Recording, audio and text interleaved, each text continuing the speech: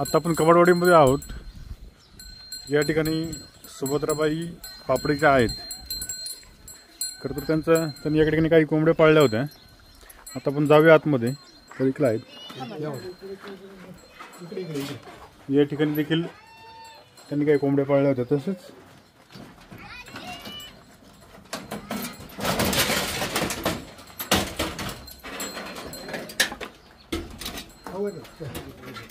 या ठिकाणी कोंबड्या पाळल्या होत्या, परंतु त्या कोंबड्या ज्या आहेत ते भटके कुत्र्यांनी हल्ला केला आणि त्याच्यामध्ये तब्बल 7 कोंबड्या मृत पावल्या आहेत। त्यांच्याकडे आपण अधिक जानकारी घेऊ। किल्लवती 8 किल्लवती इकडे या साईडला। हा बस बोला बोला। 8 किल्ल खाल्ली, कोंबडी खाल्ली ती पण। कधी झालं हे सगळं? हे सकाळी सकाळी 3:30 वाजता, पहाटे 3:30 वाजता। हा दरवाजा आता याला उघडा होता का दरवाजा? नाही ना, मग? पॅक होतं, पाक फाडून मग ही कुत्री आली कुठून? त्या दरवाजा वाटत हा एवढे जे आधी सापडे तिथून आत आली। लुटून आली घातली हा ना, काट्याचं पुचकांना ते काट्याचं झोपाडा होता तरी तो पाडला गेला। तुमच्या कसं लक्षात आलं हे सगळं? सकाळी पहाट ते हे उठत येत ना लवकर, हा 4 वाजता हे म्हणतात अगं कोंबड्याला ओरडत्यात, चल चल लवकर, म्हणून आम्ही आलो। तो 2 कुत्री आत होती। 2 कुत्रे आतमध्ये होते? हा, आणि एक कुत्र बाहेर उभं होतं। बर, इथं किती कोंबड्या होत्या सगळ्या? कोंबड्या सगळ्या माझ्या 35 कोंबड्या आहे। ह्या इथं त्यावेळेस 35 कोंबड्या होत्या का? हा, त्याच्यामुळे त्या वरती हे बांधले ना, बरोबर राहिल्या का तेवढ्या वर राहिल्या। हा म्हणजे जे काही वरती वरती बसायला त्या गेली नाही खाल्ल्या, या खाली होत्या त्याच खाल्ल्या। अरे मारून टाकले खाला मी काय त्यांनी नुसतं फक्त मारून टाकले अहो, असेल। मारून नाही टाकले आणि काय एक दोन खाल्ली त्यांनी। हा ना, मग का आता कावा उतरले होते आणि कावा नाही, आता भर झोप। तुम्ही त्याच्यामध्ये काय मोजमाप केली का? किती सध्या तुमच्याकडे आहेत? आता मोजमाप करायचं, आत बाहेर किती सोडले लिलाव आता। आहे त्याचं काही तुम्हाला ठाव ठिकाण नाही? आता कसं काय लगेच लागन, त्या जावा घरामध्ये येतील तेव्हा। आता सगळ्या बाहेरच आहेत का कोंबड्या? हा, मग सकाळी म्हणली असं असं करायचं, मग ठेवून दिली। आता ह्या 2-3 बारे आवलंय त्रास द्यायची। रात्रीचे उठत कोंबड्यांचा कल्ला झाला का उठत येत, पण रात्री हे मस्त उठले, पण त्यांनी काय केलं त्या झोपाट्यातून खालून शिरले।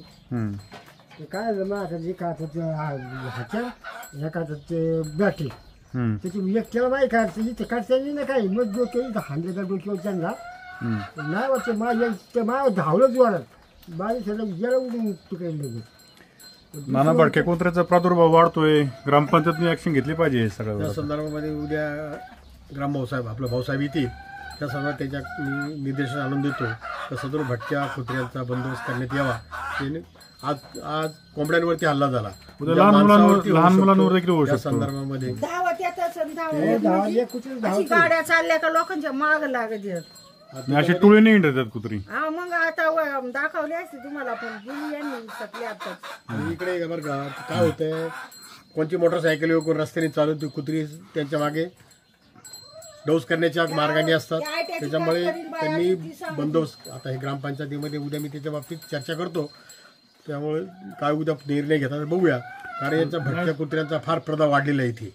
काय झालं की नाना टोळीने हिंडतात आणि लहान मुलांच्या जीवाला देखील याच्यामुळे धोका होऊ शकतो। शाळकरी मुलं पण असतात, इन केस जर मुलांना तो डोस झाला तर प्रादुर्भाव होण्याची शक्यता आहे। यासाठी काहीतरी उपाययोजना केली पाहिजे। ग्रामपंचायत निर्देशन आणून देतो उद्या मी। नमस्कार, मी स्वाती सोपान कबाडी, लोकनियुक्त सरपंच ग्रामपंचायत पाडळी बारव। आज या ठिकाणी ग्रामपंचायत हद्दीतील आमच्या एका वयोवृद्ध आजीच्या 8 ते 10 कोंबड्या खुराड्यामध्ये घुसून कुत्र्यांनी त्यांच्यावर हल्ला करून नष्ट केल्या।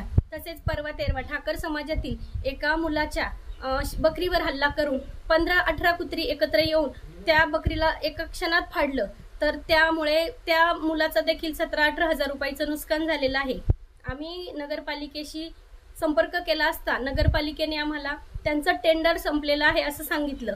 आम्ही परत एकदा त्यांच्यासोबत पत्रव्यवहार करू आणि ह्या कुत्र्यांना पकडण्यात कसं यश येईल किंवा कसं आम्ही पकडू, ग्रामस्थांची सुरक्षा ही माझ्यासाठी सर्वोच्च जबाबदारी आहे। त्यासाठी नक्कीच प्रयत्न करू। उद्या कुठल्याही परिस्थितीत नगरपालिकेशी पुन्हा एकदा पत्रव्यवहार करून ती कुत्री पकडण्याचा आम्हाला नक्कीच यश मिळेल असं मला वाटते, किंवा त्यांच्याकडून आम्हाला मोलाचं सहकार्य होईल असं वाटते। बारवमधून सुद्धा अनेक महिलांचे मला फोन येतात परंतु ह्या कुत्र्यांना काय बंदोबस्त करावं हेच मला समजत नाही. मी नक्कीच उद्या परत एकदा पत्रव्यवहार करते नगरपालिकेशी आणि नगरपालिकेने आमच्यासाठी एवढं सहकार्य करावं ही माझी त्यांच्यासाठी कळकळीची विनंती आहे. धन्यवाद.